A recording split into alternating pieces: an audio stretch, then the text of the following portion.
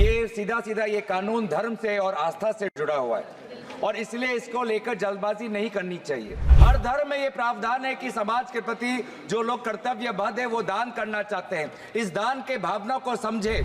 इस बिल में जो भी प्रावधान है आर्टिकल 25 से लेकर के 30 तक किसी रिलीजियस बॉडी का जो फ्रीडम है उसमें कोई हस्तक्षेप नहीं किया जा रहा है। किसी का हक छीनना तो बात छोड़ दीजिए, जिनको हक नहीं मिला है उनको हक देने के लिए ये बिल लाया गया है। ये बहुत ही एक नाजुक विषय है और सदन में जो पीड़ा आज सभी सदस्यों ने उत्पन्न किया है, मैं चाहूंगा कि सरकार उसका संज्ञान ले। जो संविधान के आधार है 15, 25, 26, 30, 29 उसका संज्ञान ले। ये सीधा ये कानून धर्म से और आस्था से जुड़ा हुआ है और इसलिए इसको लेकर जल्दबाजी नहीं करनी चाहिए। वक्फ वो इस्लाम के लोग जो उसको मानते हैं, जिनके दिल में करुणा है, जो समाज के प्रति कर्तव्यबद्ध है, वो इस रास्ते को अपनाते हैं और इसीलिए उनके प्रति हमें संवेदनशील होनी चाहिए। यहाँ पर अपनी ताकत का अहंकार नहीं आजमाना है। हमें हर धर्म में ये प्रावधान है, चाहे हिंदू हो, सिख हो, जैन हो, बौद्ध हो और चाहे ईसाई हो, हर धर्म में ये प्रावधान है कि समाज के प्रति जो लोग कर्तव्यबद्ध है वो दान करना चाहते हैं। इस दान के भावना को समझे, इस दान के भावना को राजनीतिक रूप से ये सरकार को नहीं देखना चाहिए। और आज ये बिल विश्वासजनक नहीं है क्योंकि वे जो संविधान को बदलना चाहते हैं, वे जो लोगों की पहचान कपड़ों से करते हैं, वो उन लोगों पर विश्वास नहीं किया जा सकता। इस बिल का हम विरोध करते हैं। इस बिल में जो भी प्रावधान है आर्टिकल 25 से लेकर के 30 तक किसी रिलीजियस बॉडी का जो फ्रीडम है उसमें कोई हस्तक्षेप नहीं किया जा रहा है, ना ही संविधान का किसी भी अनुच्छेद का इसमें उल्लंघन किया गया है। और अब सुप्रीम कोर्ट का एक केस का मैं हवाला देना चाहूंगा, Brahmachari versus State of West Bengal. इसमें सुप्रीम कोर्ट ने क्लियरली रिलीजियस डिनोमिनेशन के बारे में रूलिंग दिया गया है और उस रूलिंग के तहत वक्फ board doesn't fall within the purview of Article 25 and 26 of the Constitution of India. दूसरा सर, इसमें हमने जो ब्रॉड बेस किया है, किसी का हक छीनना तो बात छोड़ दीजिए, जिनको हक नहीं मिला है उनको हक देने के लिए ये बिल लाया गया है। इसमें महिलाओं के लिए, बच्चों के लिए और मुसलमान समाज में जो पिछड़े हैं, जिसको आज तक कभी मौका नहीं मिला, जिसको दबा के रखा हुआ है, उनको जगह देने के लिए ये बिल लाया गया है। और सर, संविधान के कंकरेंस लिस्ट एंट्री नंबर 10 और 28 में आज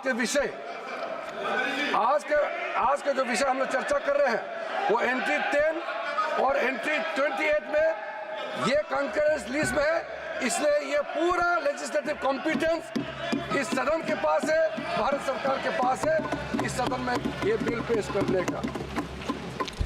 अध्यक्ष महोदय जी, जैसे मैंने कहा है,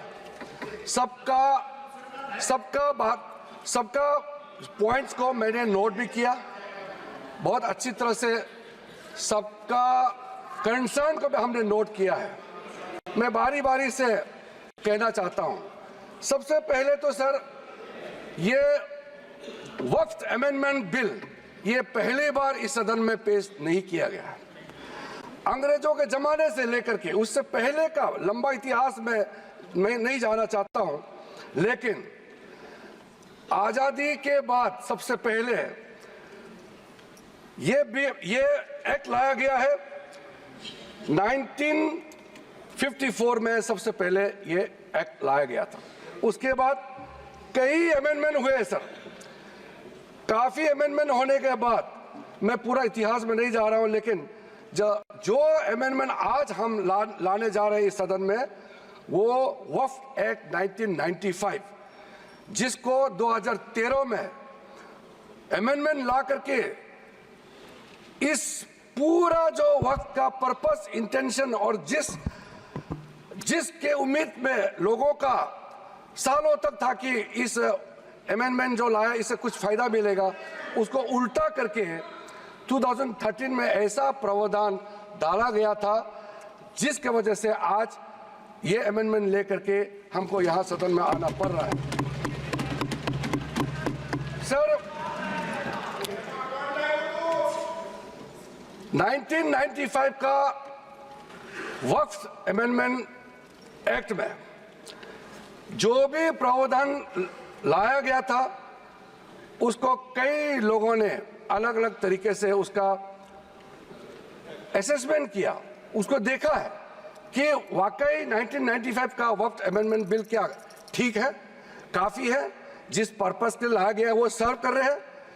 कई कमेटियां, कई लोगों ने इसका पूरा एनालिसिस किया है सर, मैं उसका आपके सामने में अभी रखूंगा, लेकिन ये पाया गया है कि 1995 का वक्फ अमेंडमेंट एक्ट ये बिल्कुल असक्षम रहा है और जिस पर्पस के लिए एक्ट लाया गया है वो पर्पस सर्व नहीं हो रहे थे और कई गलतियां, कई खामियां इसमें पाया गया है। उसके लिए कुछ कदम उठाया गया है। मैं आज इस सदन में आपके माध्यम से खास करके कांग्रेस पार्टी को कहना चाहता हूं, ये अमेंडमेंट आज सरकार इस सदन में ला रहे हैं, एक तरीके से आप लोगों ने जो भी कदम उठाया है, आप लोगों ने जो भी चाहा है वो आप नहीं कर पाया, वही चीज करने के लिए हम आज, अब जब मैं इसका विवरण दूंगा तो आप बिल्कुल सहमत होगा मैं जो आपके सामने में बात रख रहा हूं। और दूसरी बात, इसमें हम लोग सब चुने हुए प्रतिनिधि हैं। मैं अपना बात तर्क रखने से पहले ही बताना चाहता हूं, इस बिल का समर्थन कीजिए, करोड़ों लोगों का दुआ मिलेगा। अगर आप विरोध करोगे, चंद लोगों ने पूरा वक्फ बोर्ड को कब्जा करके रखा हुआ है और आम मुसलमान लोगों को जो न्याय इंसाफ नहीं मिला उसको सही करने के लिए ये बिल लाया गया है। इतिहास में दर्ज होगा कि ये बिल को कौन कौन समर्थन किया है और किसने विरोध किया है, ये इतिहास में नाम दर्ज होगा। इसलिए इस बिल का विरोध करने से पहले आप सोचिएगा करोड़ों गरीब महिलाओं का, बच्चों का, गरीब मुसलमानों का। सर, सबसे पहले मैं सर जो खामियां ये 2014 से लेकर के आज तक ये 1995 अमेंडमेंट एक्ट के बारे में मैं सिर्फ नहीं कह रहा हूं, हमसे पहले कांग्रेस के जमाने में भी कई यहाँ इस मुद्दे को लेकर के कमेटियां और अलग अलग जगह में इसका विवरण किया गया है। सबसे पहले सर 1976 में वक्फ इंक्वायरी रिपोर्ट पेश किया गया था और 1976 वक्फ इंक्वायरी रिपोर्ट में जो बड़ा रिकमेंडेशन आया मैं आपके सामने में पढ़ के सुनाना चाहता हूं। 1976 वक्फ इंक्वायरी रिपोर्ट में कहा गया है सारा वक्फ बोर्ड्स जो है मुतवालिस के कब्जे में चले गए हैं, उसको डिसिप्लिन करने के लिए प्रॉपर कदम उठाया जाना चाहिए। 1976 वक्फ इंक्वायरी रिपोर्ट का दूसरा रिकमेंडेशन है लिटिगेशंस और केसेस जो आपस में मतभेद इतना ज्यादा है उसको सरल करने के लिए ट्राइब्यूनल सिस्टम को गठन होना चाहिए, उस समय का रिकमेंडेशन था। फिर उसने तीसरे पॉइंट ये कहा कि ऑडिट और अकाउंट्स, वक्फ बोर्ड में ऑडिट और अकाउंट्स का तरीका प्रॉपर नहीं है, उसका पूरा प्रबंधन होना चाहिए, ये उस समय का रिपोर्ट में कहा गया है। और आखिरी में it recommended the reforms in the category of वक्फ अल औलाद, बच्चों के लिए जो हम वक्फ देते हैं उसको सुधार लाना चाहिए, ये 1976 का रिपोर्ट में कहा गया है। उसके बाद सर जो हम आज थोड़ा विस्तार में जिसको मैं बताना चाहता हूं, दो कमेटियों के बारे में। ये दो कमेटी कांग्रेस के समय में ही बनाया गया था। सबसे पहले high level committee under justice Rajendra Sachar, ये सर 9 मार्च 2005 में गठन किया गया था। यूपीए का सरकार आ चुके थे और ये स्पेसिफिक मुसलमानों के लिए, उनके वेलफेयर के लिए ये गठन हुआ। और सच्चर कमेटी का जो रिपोर्ट है ये हम सब मालूम है। मैं सिर्फ रेलेवेंट पोर्शन आज इस सदन में बताना चाहता हूं। सच्चर कमेटी का जो पहला रिकमेंडेशन है, इसमें कहा गया है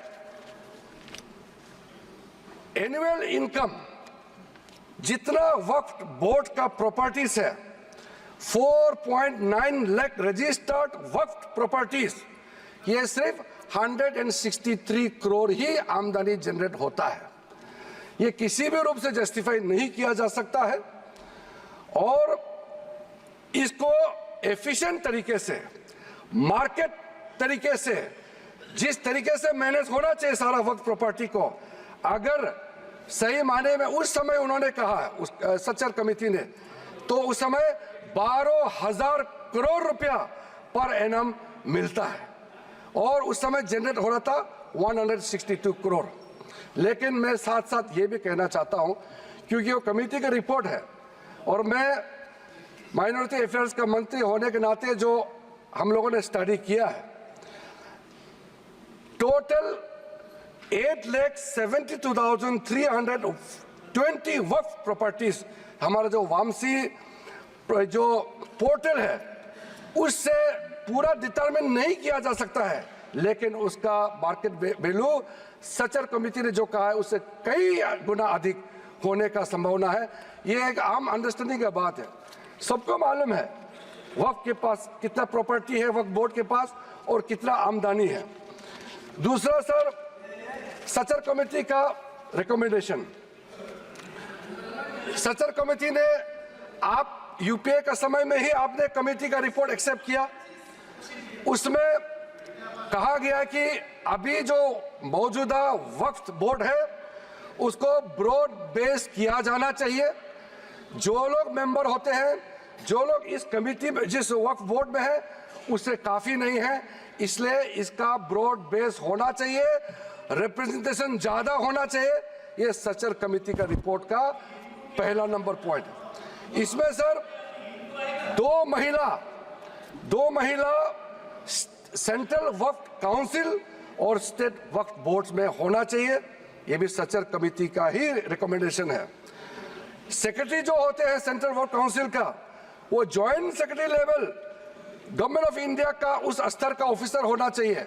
उसमें अंडर सेक्रेटरी का जूनियर ऑफिसर लेवल जो बनाया है उसको आप रैंक को ज्वाइंट सेक्रेटरी लेवल तक उसको उठाना चाहिए, ये उसी कमेटी का रिपोर्ट में आया है। और जो स्टेट में वक्फ बोर्ड है उसमें क्लास 1 ऑफिसर होना चाहिए। सच्चर कमेटी ने सीधा ये कहा है कि प्राथमिकता महिलाओं और बच्चों को दिया जाना चाहिए। हम आज का जो बिल आपके सामने में पेश कर रहे हैं, ये उसी सच्चर कमेटी का रिपोर्ट के अनुसार 100% हम यहाँ आपके सामने में लाया जा रहा है। और आपको तो खुश होना चाहिए, ये कमेटी आपने बनाया सर। सर ये सर हमने शांति से इनकी बात सुना। अध्यक्ष महोदय जी,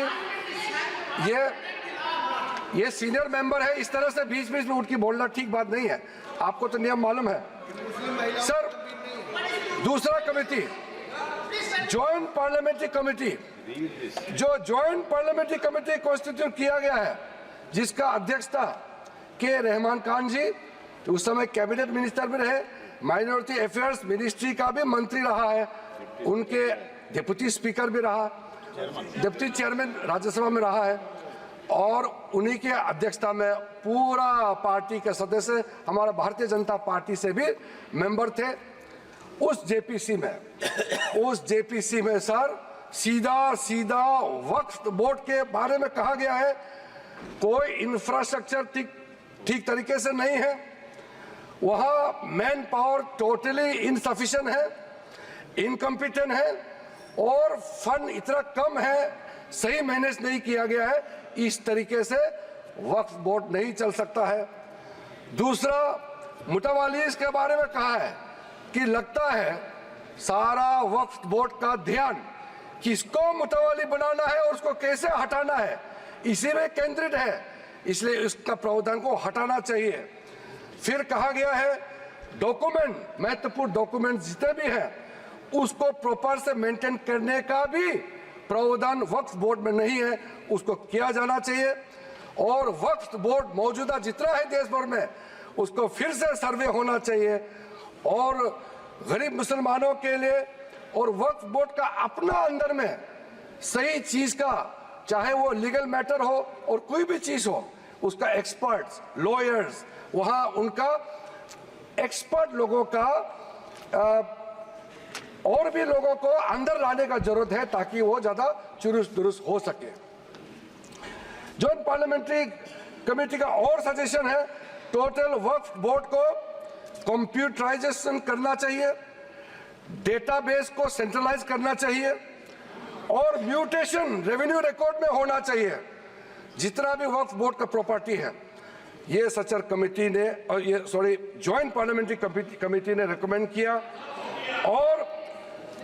और सर आप सबको भी एक बार वो कमेटी का रिपोर्ट मैं आपको ही दे देता हूं ताकि आप भी पढ़े फिर से। और सर टोटल जो 1995 वक्फ एक्ट को फिर से मजबूती से रीलुक करना चाहिए, ये जॉइंट पार्लियामेंट्री कमेटी का ही रिपोर्ट है। और एक आपने अपॉइंट किया, अब देखिए जॉइंट पार्लियामेंट्री कमेटी का मेंबर, आपको मैं मेंबर का नाम भी दे देता हूं, चेयरमैन का तो नाम मैंने बता दिया, आपका वरिष्ठ नेता थे, आपने अपॉइंट किया। ये सारा रिकमेंडेशन आज आप तो हमको शाबाशी देना चाहिए, जो आप नहीं कर पाया वो हम ला रहे हैं सदन में। सारा का सारे प्रॉब्लम, सारा का सारा सजेशन ये उस समय सबको मालूम कर चुके हैं। इसलिए सर राहुल जी कन्विंस हो गए, ये मन ही मन में सब कन्विंस है, ये राजनीतिक दबाव में अपोज कर रहे हैं, अंदर अंदर सब लोग समर्थन दे रहे हैं, ये मुझे मालूम है अध्यक्ष महोदय जी। सर राहुल गांधी सहमत होकर जा रहे हैं। राहुल गांधी जी तो अभी बाहर निकले लेकिन सहमत देकर के गया है कि हम जो कह रहे हैं सही कह रहे हैं। सर मैं इसी बीच कुछ इंडिविजुअल केसेस और कंसल्टेशन जो हम आज बिल लाया है, कुछ सदस्यों ने कहा है कि और कंसल्टेशन होना चाहिए था। आपको मैं दावे के साथ बताना चाहता हूं, जितना कंसल्टेशन प्रोसेस पिछले 10 सालों में किया गया है, आज तो किसी सरकार ने इतना स्टेक होल्डर से कंसल्टेशन प्रोसेस नहीं किया है। मैं आपको बताऊंगा अभी, आप सिर्फ शांति से सुनिए सर।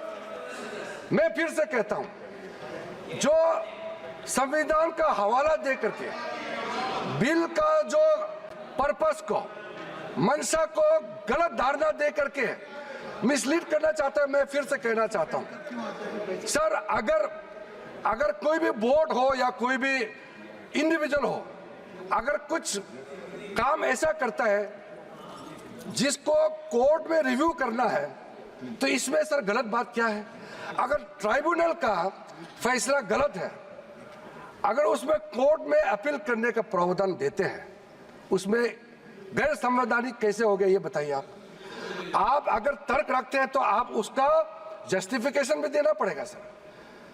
अगर सर ऐसे केसेस में अभी बताने वाला हूं कि कितने सालों तक वक्फ बोर्ड में बैठे वाले लोग आपस में तालमेल करके और ट्राइब्यूनल में मैटर दे देते हैं और ट्राइब्यूनल अपने तरीके से या पेंडिंग रख देते हैं या दूसरे तरीके से फैसला देते हैं। इसका चैलेंज आप किसी अदालत में नहीं कर सकते हैं सर। लोकतंत्र में, भारत जैसा महान देश में क्या ऐसा व्यवस्था इतने सालों तक चलना चाहिए सर? वो गुमराह करे, वो ऐसा तरीका बनाया इन्होंने कि कि ट्राइब्यूनल सर ये इस तरह से आप लोग बात करके मेरा आवाज नहीं दबा सकते हैं। सच्चाई सुनना पड़ेगा आपको, क्योंकि सर तरीका ऐसा बनाया कि ट्राइब्यूनल का जजमेंट का रिव्यू नहीं हो सकता है। कितने कोर्ट में पेंडिंग है वो मैं अभी बताऊंगा। सर दूसरा इन्होंने संविधान का हवाला दिया सर। इन्होंने संविधान का बार-बार हवाला दिया। हमारा देश के अंदर में कोई भी कानून, कोई भी स्पेशल लॉ, सुपर लॉ नहीं हो सकते हैं। संविधान से ऊपर कोई कानून नहीं हो सकते हैं। लेकिन आप सर इसमें प्रावधान देखिए, इस 1995 का वक्फ एक्ट में ऐसा प्रावधान है जिसका बाकी कानून के ऊपर में ओवरराइडिंग इफेक्ट था सर। क्या ऐसे कानून हमारे देश में होना चाहिए? सर जो मैं यूएई के बारे में बताना चाहता हूं, जब हमारा देश का विभाजन हुआ, यहां से जितना मुसलमान पाकिस्तान गए उनका भी प्रॉपर्टी था, और पाकिस्तान से जितना हिंदू भारत में आए उनका भी प्रॉपर्टी काफी वहां थे। पाकिस्तान में जितना भी हिंदुओं का प्रॉपर्टी है वो तो सरकार ने ले लिया, और बाकी जो भी करना था कर लिया। यहां से जो मुसलमान गए उसमें ज्यादातर लोगों ने अपना प्रॉपर्टी को वक्फ के तहत डिक्लेयर करके गए। और सर ऐसा कई केसेस है, मैं अभी बहुत लंबा इसमें नहीं जाना चाहता हूं, ये फैक्चुअल चीज है सर। मैं ये कहना चाहता हूं कि ठीक है, आपका जमीन है, आप किसी को क्या करना चाहता है मैं उसको नहीं कह रहा हूं। मैं इसी बात को कहना चाह रहा हूं कि अगर किसी ने अपना विल, अपना डीड दिया है, अपना जो मनसा को साफ किया है, अगर उसका लाभ मुसलमान महिला या मुसलमान बच्चे को अगर लाभ नहीं मिलता है तो क्या सरकार चुपचाप बैठना चाहिए सर? ये हमारा दायित्व है, ये इस सदन का दायित्व है कि गरीब महिला कोई भी हो, चाहे हिंदू हो, मुसलमान हो, सिख, ईसाई, बौद्ध, पारसी और जैन, कोई भी हो, ये इस सदन का दायित्व है कि न्याय दिलाने के लिए अगर कोई कमी है तो पूरा करना चाहिए। और आज हम सर, आज जो ये अमेंडमेंट बिल लेके आ रहे हैं उसमें सारा प्रावधान रखा गया है। उसमें एक मैटर मैं बोलना चाहता हूं, लॉ ऑफ लिमिटेशन में क्या कहते हैं सर, इसमें ऐसा प्रावधान था जिसको हम हटा रहे हैं आज के इस अमेंडमेंट के जरिए।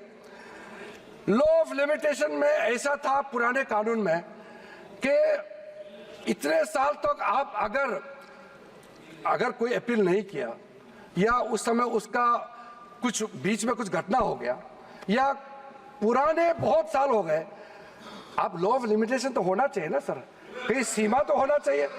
लेकिन इन्होंने ऐसा किया कि मान लो कोई खड़ा होकर कहेगा कि 500 साल पहले मेरा बाप दादा का इस जगह में कोई कार्यक्रम चलता था, नमाज पढ़ा था, या किसी ने कुछ किया है, सिर्फ एक बात बताने पर पूरा वो जगह को वक्फ प्रॉपर्टी डिक्लेयर किया जाता था। ऐसा नहीं कर सकते।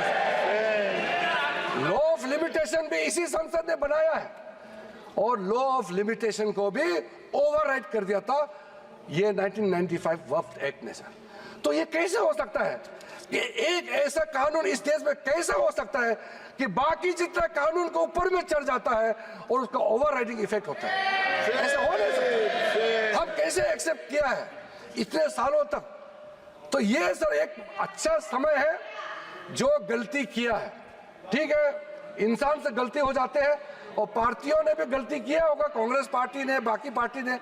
आज सुधरने का समय है, तो हम सुधर ला रहे हैं। गलतियां हुई हैं, लेकिन जो सुधरते समय कम से कम आप विरोध ना करें सर। और sir section 108 special provision under vacate property act 1950, उसको सर हम लोग हटा रहे हैं, क्योंकि ऐसा सेक्शन हमारा देश का किसी कानून में, किसी भी स्टैट्यूट बुक में नहीं रहना चाहिए सर। उसके बाद उसके बाद मैं कुछ ऐसा इश्यूज पे जाना चाहता हूं जिससे हमारे सारे सदन को सुन करके उनको कन्विंस होगा। सर आप सर इनको थोड़ा चुप करें, बीच बीच में इस तरह का कहना, सीनियर मेंबर है सर।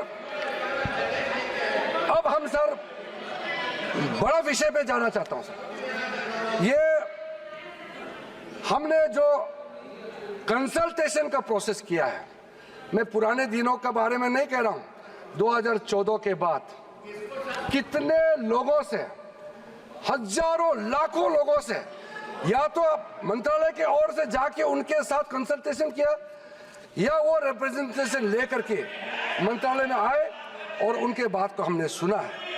सर पिछले एक साल के अंदर में, पिछले सिर्फ एक साल के अंदर में online complaint 194 complaints related to encroachment and illegal transfer ऑफ वर्क लैंड एक साल के अंदर में, और 93 complaint against Waqf Board officials and 279 एक जनरल कंप्लेंट, ये ऑनलाइन हमारे पास में पोर्टल में आया है। उसके बाद सर आज सर ये एक समुदाय का बात मुसलमानों को गुमराह करके यहां बात रखा जा रहा है। कल देर रात तक मेरे पास में मुसलमानों का डेलीगेशन आते रहा और हमसे पहले भी कितने लोग मिले हैं, और इसको आप ये सोचते हैं कि क्या सर ये क्या बोहरास कम्युनिटी का संख्या कम है, इसके लिए ये महत्व नहीं देंगे क्या? सर अहमदिया ये कम संख्या है, इसलिए क्या उनका सोच, उनका प्रॉब्लम्स का नजरअंदाज करेंगे सर आगा कहानी संख्या कम है क्या उसके बात को नहीं सुना जाना चाहिए सर? एक कम्युनिटी डोमिनेशन करके अगर छोटे छोटे लोगों को कुचल देंगे तो फिर हम इस सदन में बैठ करके हम न्याय कैसे दे सकते हैं? इसलिए ये एक तरफा आवाज उठा करके पूरा मुसलमान के नाम से ये लोग एक तरफा, ये कुछ चंद लोगों का आवाज यहाँ आज बुलंद कर रहे हैं इस सदन में सर। न्यूज नेशन अब व्हाट्सएप पर खबरों की ताजा अपडेट के लिए न्यूज नेशन के इस QR कोड को स्कैन करें। न्यूज नेशन अब व्हाट्सएप पर खबरों की ताजा अपडेट के लिए न्यूज नेशन के इस QR कोड को स्कैन करें।